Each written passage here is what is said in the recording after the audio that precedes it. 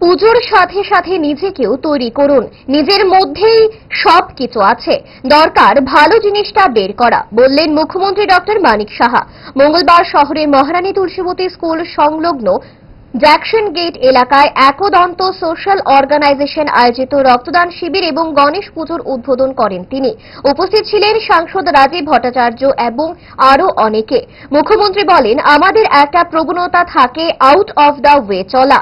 এই যে যুব সমাজ, যারা আগামী দিনে রাজ্যের ভবিষ্যৎ, শুধু রাজ্যের নয় সারা ভারতবর্ষের ভবিষ্যৎ, তাদের ভাবতে হবে কেন জন্মেছে, মনে রাখতে হবে পরের জন্য জন্মেছে।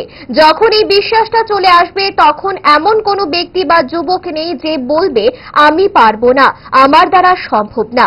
এই অসম্ভবের মধ্যেই লুকিয়ে রয়েছে সম্ভাবনা। চেষ্টা করলে অনেক কিছুই করা যায়। সামাজিক সংস্থা করলে হবে না, মানুষের আস্থা বিশ্বাস অর্জন করতে হবে, তাহলেই আসবে সার্থকতা, বললেন মুখ্যমন্ত্রী ডক্টর মানিক সাহা।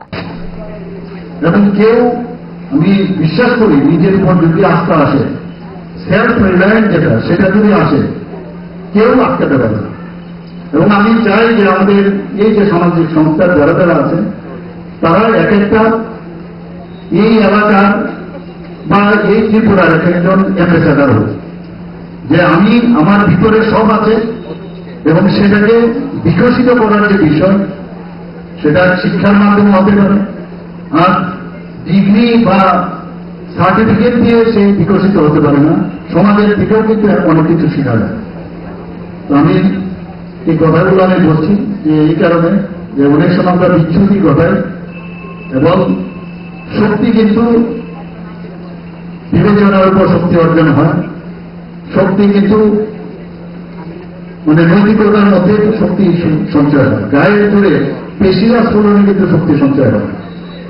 যুক্তি দিতে হবে, তখন সমাজের মধ্যে এই সামাজিক সংস্কার যথার্থতা আসবে, মানুষ তারা বিশ্বাস করবে। দোষ আপনার ফুড হ্যাবিটে নয়, ভেজালে। সেই মায়ের আমল থেকে 5 দশক ধরে গ্যাস, অম্বল ও পেটের সমস্যা একমাত্র সমাধান গ্যাস নল।